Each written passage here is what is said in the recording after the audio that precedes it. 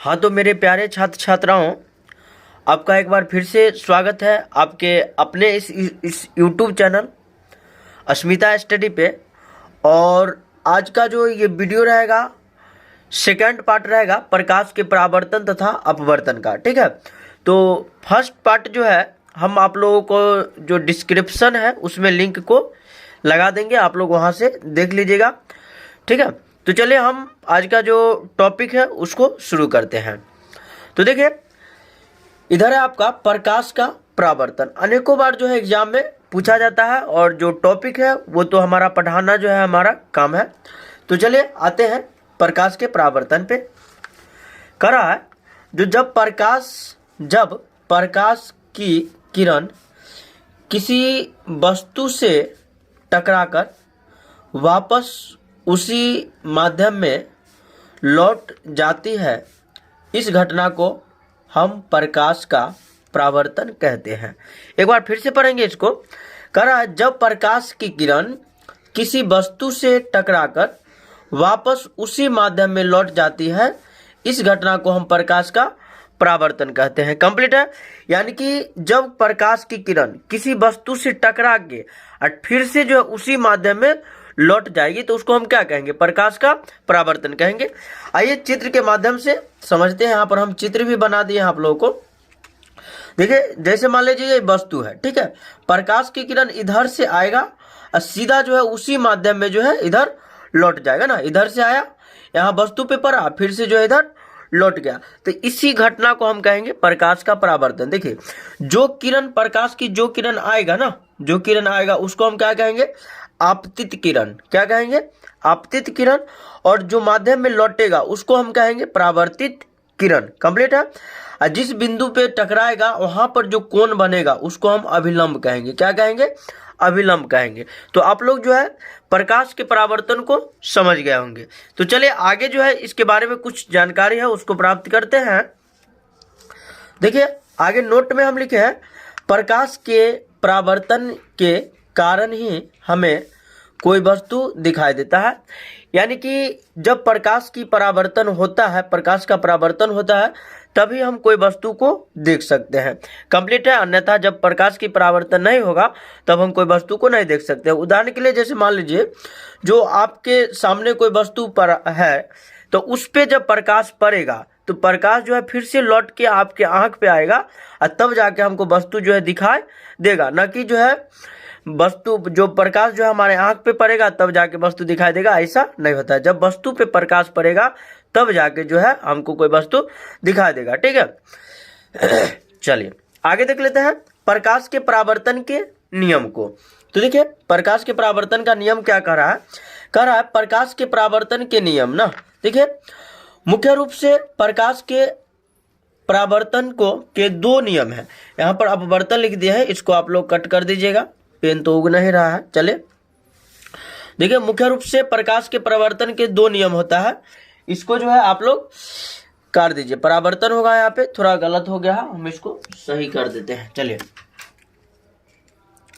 देखिए, इधर है परावर्तन, प्रकाश के परावर्तन हम लिखेंगे। क्या लिखेंगे? प्रकाश के परावर्तन के दो नियम होते हैं। अब देखिए, पहला नियम पे हम बात करेंगे। प्रथम नियम इसका क्या है? जो आपतित किरण, परावर्तित किरण, ठीक है, आपतित किरण, परावर्तित किरण तथा आपतन बिंदु पर खींचा गया अभिलंब तीनों एक ही समतल में होता है। कंप्लीट है। यानी कि आपतित किरण, परावर्तित किरण तथा आपतन बिंदु पर जो खींचा गया अभिलंब होता है वो तीनों जो है एक ही समतल में होता है। कंप्लीट है। चलिए आगे देख लेते हैं। द्वितीय नियम जो इसका क्या करा है, से देखो, देख लेते हैं आगे। करा द्वितीय नियम, आपतन कोण परावर्तन कोण के बराबर होता है ना। यानी कि आपतन कोण जो होता है परावर्तन कोण का क्या होता है? बराबर होता है। इधर देखिए, इधर जो है ये हो गया आपका आपतन कोण और ये हो गया परावर्तन कोण। ठीक है, तो जितना डिग्री का ये कोण बनेगा ना उतना ही डिग्री का ये कोण भी बनेगा। इसलिए द्वितीय नियम इसका क्या कर रहा है? जो आपतन कोण जो है, आपतन कोण परावर्तन कोण के बराबर होता है। कंप्लीट है। चलिए, तो आप लोग इसका स्क्रीनशॉट लीजिए। लगभग में आप लोग समझ गए होंगे। अगर नहीं समझे हैं तो वीडियो में जो है तो कमेंट कीजिए। चलिए आगे हम देख लेते हैं। आगे आप लोगों का समतल दर्पण पर लंबवत पड़ने वाली किरण का परावर्तन। ठीक है, तो ये जो है बहुत आसान है, इसको समझने का प्रयास करते हैं। जो समतल दर्पण पर लंबवत पड़ने वाली किरण का परावर्तन कैसे होता है, देखिए। तो समतल दर्पण पर जो लंबवत पड़ने वाली प्रकाश की किरण उसी पथ पर लौट जाती है। कंप्लीट है ना, यानी कि समतल दर्पण पर जब प्रकाश की किरण पड़ता है ना तो उसी पथ पे जो है फिर से लौट जाएगा। जैसे मान लीजिए, देखिए ये है आपका समतल दर्पण, क्या है, समतल दर्पण है। इस पे प्रकाश जो पड़ेगा, यहाँ पे प्रकाश पड़ेगा तो उसी माध्यम में, जिस माध्यम में आएगा, ठीक है, ठीक है, उसी माध्यम में उसी पथ पे लौट जाएगा। जिस पथ से आएगा, जो रास्ता से आएगा उसी रास्ता से लौट जाएगा। ठीक है, तो इसको हम कहेंगे समतल दर्पण पर लंबवत पड़ने वाले प्रकाश की किरण का परावर्तन। कंप्लीट है। चलिए यहाँ पे देख लेते हैं कुछ मुख्य बात है। आपतन कोण जो है, यहाँ पे आपतन कोण बराबर होता है परावर्तन कोण का मान 0 डिग्री होता है, यानी कि 0 डिग्री होता है। कंप्लीट है। चलिए आगे देख लेते हैं प्रतिबिंब। ये जो है बहुत ही महत्वपूर्ण है। आप लोग जो है वीडियो में बने रहिए और हम प्रतिबिंब को बहुत ही अच्छी तरीका से हम आपको समझाने वाले हैं। तो चलिए, करा प्रतिबिंब। प्रतिबिंब किसको कहेंगे, करा किसी बिंदु स्रोत से आती प्रकाश की किरणें दर्पण से परावर्तन के बाद जिस बिंदु पर मिलती है या जिस बिंदु से आती हुई प्रतीत होती है उसे उस बिंदु स्रोत का प्रतिबिंब कहते हैं। एक बार फिर से पढ़ेंगे हम।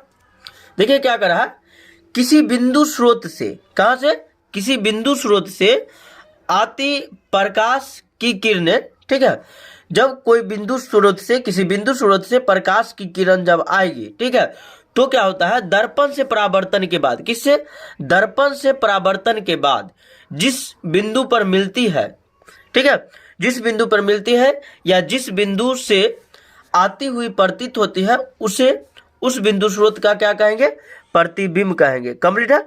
चलिए तो आप लोग इसका भी स्क्रीनशॉट लीजिए। आगे जो है हम बता रहे हैं फिर से। चलिए आगे जो है आप लोगों का, हाँ, प्रतिबिंब 2 प्रकार का होता है ना। चलिए देख लेते हैं, इसका स्क्रीनशॉट ले लिए होंगे। चलिए आगे देख लेते हैं। प्रतिबिंब में ही है, मुख्यतः जो है प्रतिबिंब 2 प्रकार का होता है। कितने प्रकार के, 2 प्रकार का होता है। पहला है वास्तविक प्रतिबिंब और दूसरा है आभासी या काल्पनिक प्रतिबिंब। क्या होता है, वास्तविक प्रतिबिंब, आभासी या काल्पनिक प्रतिबिंब। कंप्लीट है। चलिए आगे देख लेते हैं, जो वास्तविक प्रतिबिंब किसको कहेंगे और आभासी प्रतिबिंब किसको कहेंगे। तो चलिए वास्तविक प्रतिबिंब को पहले देखते हैं। इंग्लिश में बोले तो रियल इमेज। क्या होगा, रियल इमेज। चलिए देख लेते हैं। करा किसी बिंदु स्रोत से आती प्रकाश की किरणें दर्पण से परावर्तन के बाद जिस बिंदु पर वास्तव में मिलती है उसे उस बिंदु स्रोत का वास्तविक प्रतिबिंब कहते हैं। कंप्लीट है। यानी कि फिर से समझिए इसको, थोड़ा जो है बड़ा नहीं लग रहा है ना। चलिए देख लेते हैं। कहा किसी बिंदु स्रोत से आती प्रकाश की किरणें ना, किसी बिंदु स्रोत से आती प्रकाश की किरणें दर्पण से परावर्तन के बाद, किससे, दर्पण से परावर्तन के बाद जिस बिंदु पर वास्तव में मिलती है, किसमें, वास्तव में मिलती है, उसे जो है उस बिंदु स्रोत का क्या कहेंगे, वास्तविक प्रतिबिंब कहेंगे। कंप्लीट है। चलिए नोट में देख लेते हैं, थोड़ा नोट लिख दिए हैं। वास्तविक प्रतिबिंब को पर्दे पर प्राप्त किया जा सकता है, यानी कि जो वास्तविक प्रतिबिंब होता है उसको हम पर्दा पर प्राप्त कर सकते हैं, तथा वास्तविक प्रतिबिंब वस्तु की अपेक्षा हमेशा उल्टा होता है। जो वास्तविक प्रतिबिंब होता है वो वस्तु की अपेक्षा क्या होता है, सीधा उल्टा होता है। क्या होता है, उल्टा होता है। चले तो वास्तविक प्रतिबिंब समझ गए होंगे आप लोग।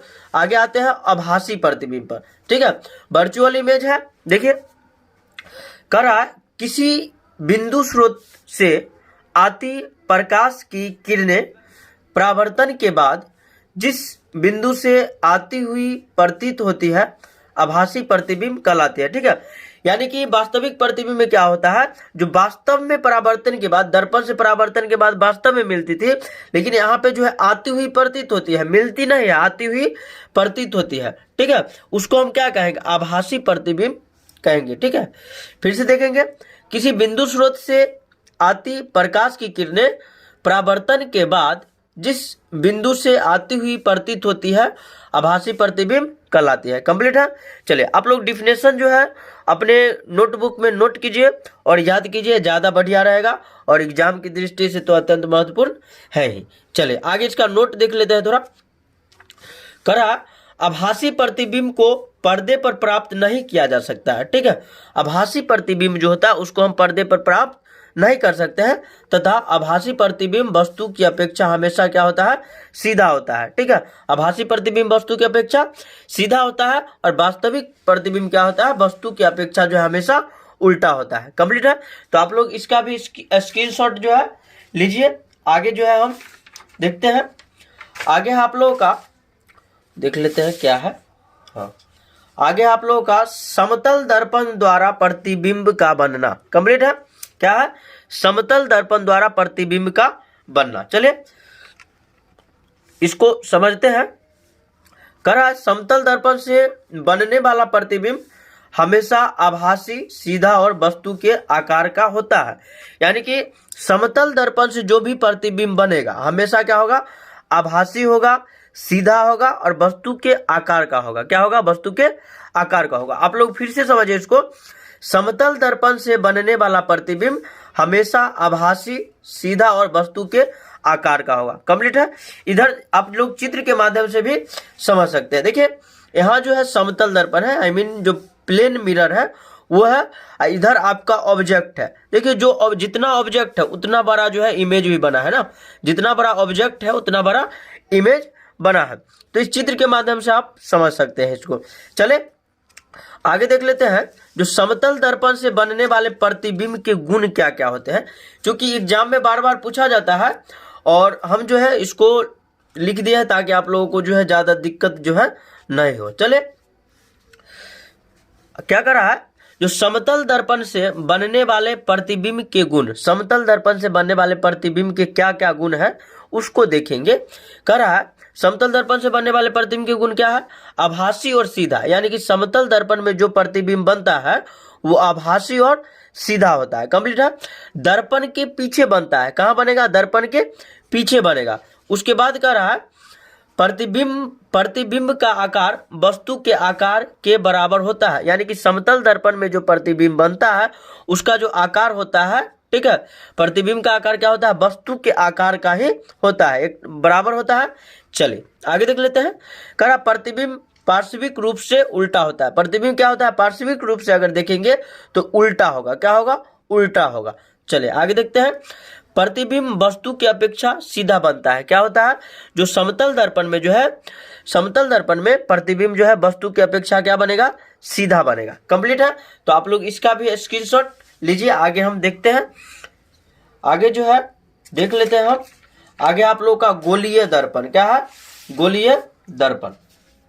चले लगभग में जो है अब क्लास जो है खत्म ही होगा। आप लोग वीडियो में बने रहिए। और अगर आप लोग चाहते हैं जो हमारा जो है हस्तलिखित नोट आपके पास भी पहुंचे तो आप लोग जो है, हम अंतिम में जो है मोबाइल नंबर देंगे जिस पे आप व्हाट्सअप करके जो है हमारा जो हस्तलिखित नोट्स जो है प्राप्त कर सकते हैं।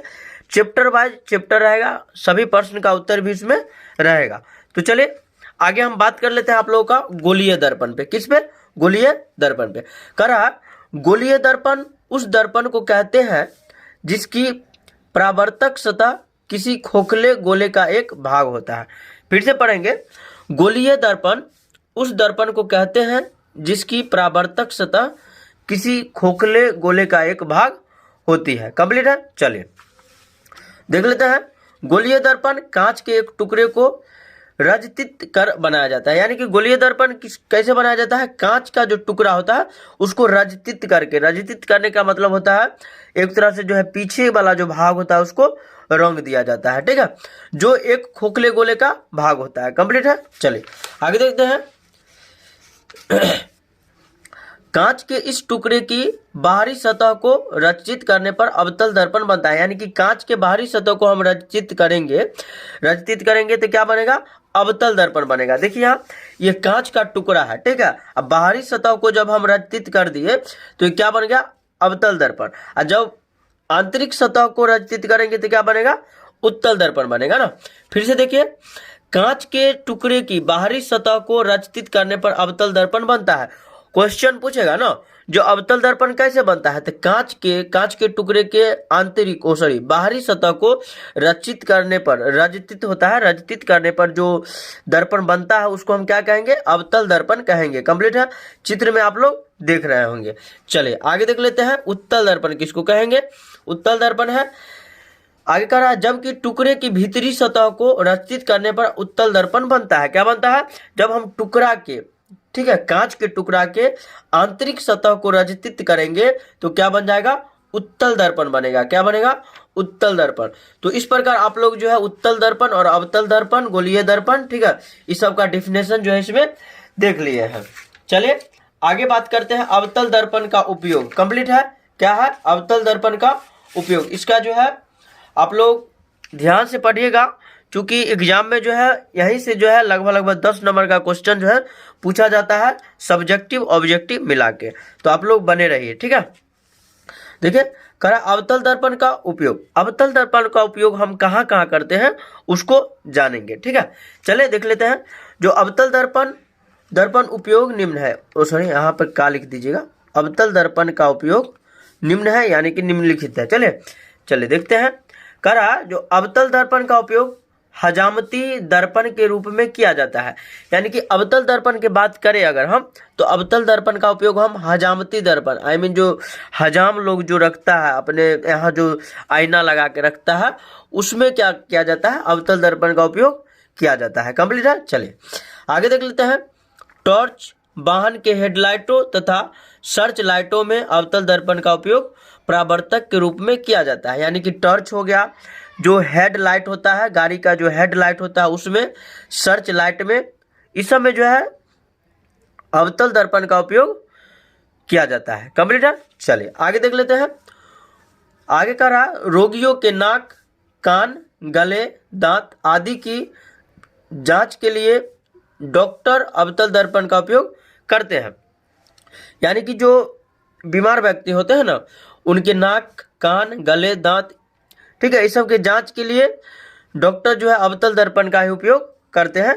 चलिए आगे देख लेते हैं। आगे कह रहा है आप लोगों का, जो अवतल दर्पण का उपयोग सौर भट्टियों में भी किया जाता है, यानी कि अवतल दर्पण का उपयोग जो है सौर भट्टियों में भी किया जाता है। तो ये जो है 4 गो जो है, लगभग में 4 गो उपयोग था अवतल दर्पण का। आप लोग इसका स्क्रीनशॉट ले लीजिए, आगे हम इसमें उत्तल दर्पण के उपयोग को देखेंगे, ठीक है। तो उत्तल दर्पण का उपयोग क्या कर रहा है, उत्तल दर्पण का उपयोग सामान्यतः स्कूटर, बस, मोटर कार आदि के साइड मिरर के रूप में किया जाता है, ठीक है। किसके रूप में, साइड मिरर के रूप में। फिर से देखेंगे, उत्तल दर्पण का उपयोग सामान्यतः स्कूटर, बस, मोटर कार आदि के साइड मिरर के रूप में किया जाता है। कंप्लीट है। ऑब्जेक्टिव क्वेश्चन में पूछता है, जो गाड़ियों की जो साइड मिरर होता है उसके साइड मिरर के रूप में जो है किस दर्पण का उपयोग किया जाता है, तो उत्तल दर्पण। याद रखिएगा, कौन सा दर्पण, उत्तल दर्पण। तो आप लोग जो है इसका भी स्क्रीनशॉट लीजिए। लगभग में जो है आपका क्लास जो है खत्म ही होगा, थोड़ा सा और है। चलिए इसको भी आप लोग देख ही लीजिए। चले करा, गोलीय दर्पण के लिए वस्तु दूरी u, प्रतिबिंब दूरी v और फोकस दूरी f के बीच के संबंध को एक सूत्र से बताया जा सकता है, जिसे दर्पण सूत्र कहा जाता है, ठीक है। यानी कि दर्पण सूत्र, क्वेश्चन जो रहेगा आप लोगों का पूछेगा, जो दर्पण सूत्र क्या है, ठीक है, या दर्पण सूत्र से आप क्या समझते हैं, दर्पण सूत्र लिखिए, तो आप जो है इसको लिख सकते हैं। फिर से पढ़ेंगे हम। गोलीय दर्पण के लिए वस्तु दूरी u, क्या, वस्तु दूरी u, प्रतिबिंब दूरी के लिए किससे दर्शाते हैं, इसको v से दर्शाते हैं ना। चलिए उसके बाद कह रहा है, और फोकस दूरी f के बीच के संबंध को एक सूत्र से बताया जा सकता है। मतलब कि गोलीय दर्पण की वस्तु दूरी, प्रतिबिंब दूरी, फोकस दूरी के बीच के संबंध को एक सूत्र के द्वारा जो दर्शाया जाएगा, उसी सूत्र को हम क्या कहेंगे, दर्पण सूत्र कहेंगे। क्या कहेंगे, दर्पण सूत्र कहेंगे। चलिए अब दर्पण सूत्र क्या होता है उसको फिर से देखेंगे यहाँ नीचा में समीकरण के द्वारा। देखिए करा, दर्पण सूत्र निम्नलिखित है, 1/, क्या है, v, अब प्लस में 1/u बराबर में क्या हो जाएगा आप लोगों का, 1/f हो जाएगा। कंप्लीट है। चलिए आगे देख लेते हैं। फिर हम जानते हैं कि f बराबर क्या होता है, f बराबर होता है, यानी कि फोकस बराबर होता है r/2 2 ना, r/2। तो इधर हो जाएगा आपको 1/v प्लस 1/u बराबर 1/f बराबर में क्या 2r हो जाएगा। कंप्लीट है। चलिए, तो इस प्रकार आप लोग इसका स्क्रीनशॉट ले लीजिए, चूंकि दर्पण सूत्र पूछेगा तो आप लोग ऐसे लिख सकते हैं। चलिए आगे जो है अंतिम है और क्लास जो है खत्म ही हो जाएगा, तो देख लेते हैं। आगे आवर्धन। क्या है आवर्धन? कह रहा प्रतिबिंब की ऊंचाई और वस्तु की ऊंचाई के अनुपात को आवर्धन कहा जाता है। यानी कि प्रतिबिंब की ऊंचाई और वस्तु के ऊंचाई के अनुपात को हम क्या कहेंगे? आवर्धन कहेंगे। तो आवर्धन बराबर हो जाएगा प्रतिबिंब की ऊंचाई बट्टे में वस्तु की ऊंचाई। कंप्लीट है। तो आप लोगों का जो है जो चैप्टर था, अगर एनसीईआरटी के बुक में देखते आप इसको, तो प्रकाश के परावर्तन तथा अपवर्तन को, तो चैप्टर नंबर 9, ठीक है। और अगर पुराने एनसीईआरटी में देखेंगे तो चैप्टर नंबर 10 और भारतीय भवन में देखेंगे तो चैप्टर नंबर 1 में आएगा। तो ये प्रकाश का परावर्तन और अपवर्तन चैप्टर जो है आपका हो जाता है समाप्त। अगर आप चाहते हैं जो हमारा जो है नोट्स आपके पास पहुंचे, ठीक है, तो आप जो है हमारे मोबाइल नंबर पे जो है मैसेज कर सकते हैं। व्हाट्सअप नंबर है, कॉल तो लगेगा नहीं, तो इस पे जो आप लोग कॉल मैसेज करके और जो है प्राप्त कर सकते हैं। तो मोबाइल नंबर हम लिख देते हैं। चलिए एक बार पढ़ के भी सुना देते हैं। 9798461012। क्या है? 9798461012। आप लोग जो है इस नंबर पे मैसेज करके जो है अपना जो है हस्तलिखित पीडीएफ जो है, जो अभी हम समझा रहे हैं, उसी का पूरा पीडीएफ जो है आपको प्रोवाइड करवा दिया जाएगा। तो आप लोग जो है अपने चैनल को कीजिए सब्सक्राइब, वीडियो को करिए लाइक और अपने दोस्तों के पास ज़्यादा से ज़्यादा शेयर करिए, ताकि जो है उनको भी इसका लाभ मिल सके। धन्यवाद। जय हिंद, जय भारत।